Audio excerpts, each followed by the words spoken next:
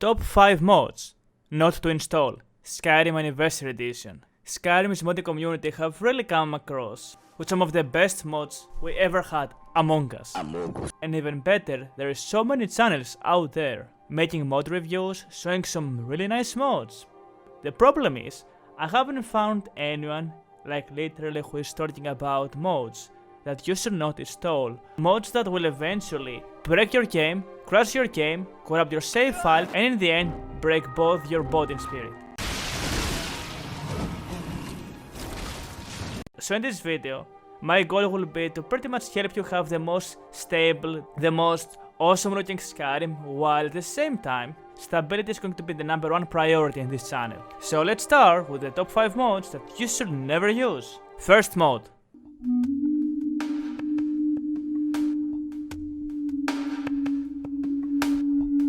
Skyrim Immersive Patrols. It's one of the mods I've used for pretty much over the decade when it came to pretty much every Skyrim playthrough I had. In some playthroughs I was running around 50 mods, in other playthroughs I was running 100 mods, and even in my 1000 plus mods playthroughs I was always running this mod. And when it came down to crashes, when it came down to rating stability of the game and things like that, it's like 1 year ago where I was pretty much studying all of those mods, and it crossed my mind that Skyrim Immersive Patrols is one of the mods that it's pretty much responsible for the most crashes in your game. And the way this works is that Skyrim is not doing well when it comes to adding lots of NPCs in the game. That being new monsters, that being extra guards or bandits, or pretty much everything when it comes to anything new as an NPC, which is why big mods like interesting NPCs and the people of Skyrim are pretty much breaking everybody's game every single time. The mod might look lightweight, but when it comes to adding so many NPCs, making patrols throughout Skyrim, if you put all of the mods that are conflicting when it comes to Skyrim Immersive Patrols, eventually your game will start breaking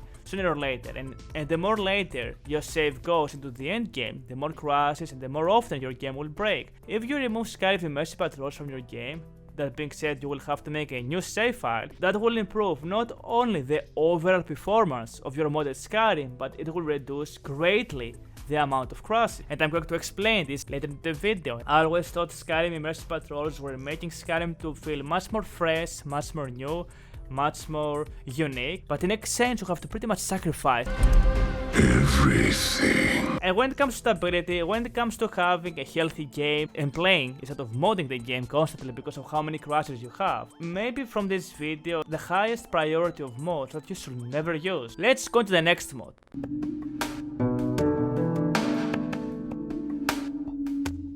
Ultimate Combat. There is many combat mods out there. I am personally using Wildcat, there is Vigor, Mortal Enemies, there is a bunch of combat mods out there, and all of them are in some way compatible, but when it comes to Ultimate Combat, not only it's as big, if not bigger than Wildcat when it comes to scripts, or being a script heavy mode, but it's extremely buggy. It is the least updated combat mod out there, and I'm seeing so many people using Ultimate Combat combined with everything else. If you're using Ultimate Combat, it is going to crash your game, let alone combining Ultimate Combat with something like Wildcat or Mortal Enemies. Ultimate Combat, it is an extremely heavy scripting mode. It is also causing so many conflicts that, trust me, it is definitely not worth the spot in your mod list. It is outdated, it breaks combat, it breaks stealth in my experience. In final resume, Ultimate Combat, it is an extremely popular mode. People are using it on Xbox or on their PlayStation consoles. People are using it in their PC modded Skyrim playthroughs because they don't know about it, and it was one of the oldest, if not the oldest, combat mods out there, so people don't really know about the conflicts and how bad it is when it comes to your game, or compatibility with other combat mods. That being said, that was for Ultimate Combat, and let's jump to the third mod.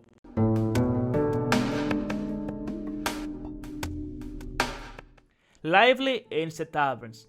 Actually, in this list, I am going to kinda combine all of the populated series kind of mods because they are kinda conflicting and will cause you problems of the same type. Lively Inn Taverns was a mod that is pretty much responsible for most of the crashes in my game. If you install this mod, on start it looks very healthy, and what the mod does, before you ask me, It pretty much makes all of the taverns and inns in the game to have much more bigger population, which is really awesome. It's a great way to make those specific areas feel very lively, as the mod says in the title. But if you're going to install this mod, some inns, and that can happen without having any other mod than lively inns, are going to pretty much instantly crash. You're gonna get crashes immediately. The bee and barpin, for example, I was getting some issues in Minecraft and some issues as well. Into other random inns I can't remember. Eventually lively inns and taverns is pretty much instantly going to crash your game in specific areas, no matter how many mods you are using. So it's a great mod. It is nowhere as heavy as the previous two that we spoke about, but it's a mod that I thought it was a small, kind of cool mod to use, but apparently it really crashed the game. And because it's very popular and many people are using it and they're having random crashes, even nowadays they don't really know what it's called. Mission failed. We'll get them next time. I'm very sure the same goes with all the other popular series kind of mods, populated prisons, populated cities and towns, but I haven't tried those to the extent I've tried lively inns and taverns. That being said, that's this mod, and let's speak to the fourth mod.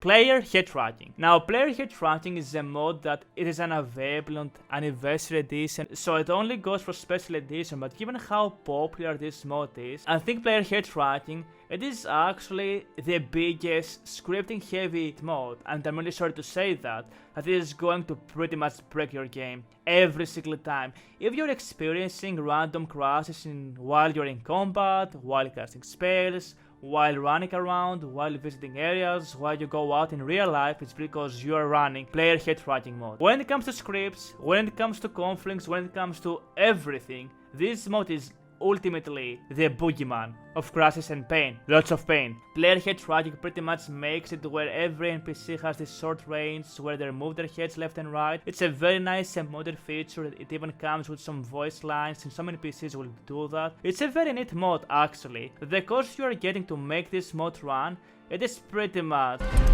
everything. 100% not worth it. I will highly suggest you to stay away from this mod. And again, much respect to the mod authors, much respect to the mods, but when you have both 100 or 1000 mods and you have any of those mods, which is why I'm making this video, your game is pretty much gonna have so many crashes, and it's something that I don't hear so many people talking about. That being said, let's jump to the last mod, closing the video, and that is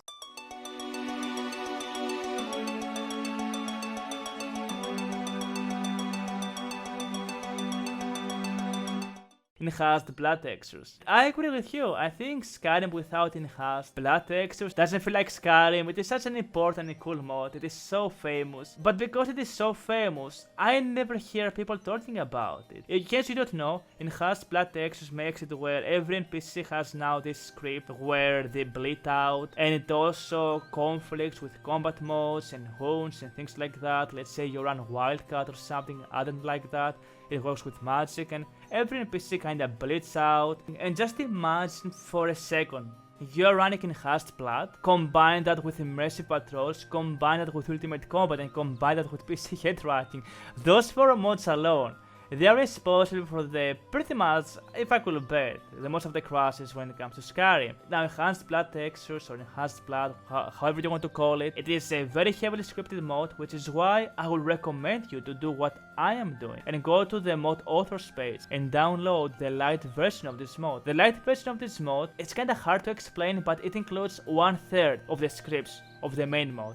The textures are the same, the mod does exactly the same thing. There is also an option to remove the blood on the screen, because when you're using the light version you're not gonna have this option, so try to download both of those 2 files. And when it comes to very popular mods, when it comes to mods that break your game and they're gonna cause you lots of despair and you spending even more hours modding the game, I think those 5 mods are the top 5 mods that come to my mind that you should never install. As it comes from experience, I've learned the hard way, and every time I've used those mods I had only issues and problems. You can actually find some really good threads when it comes to the internet, that being Reddit, that being Nexus, but when it comes to top 5 mods again that you should never use, when it comes to conflicts and instability, those 5 are pretty much my guess and from my experience, when I remove those mods, even when I run my game with 1000+ mods, I get around one or two crashes per hour or two, which happens from other different reasons, but if I did include all of those mods in my playthrough, I will pretty much get 4 or 5 crashes every hour, not to mention even more. So it is very important to put more time into playing Skyrim rather than modding Skyrim, so this is why I will be making those series. And if you like those kind of videos, feel free to like and subscribe. I will keep making some of those regarding Skyrim videos, and if you want to see more of those, you can let me know by doing so. Thank you for watching this video. It was me, Kavou, and see you the next time. Peace!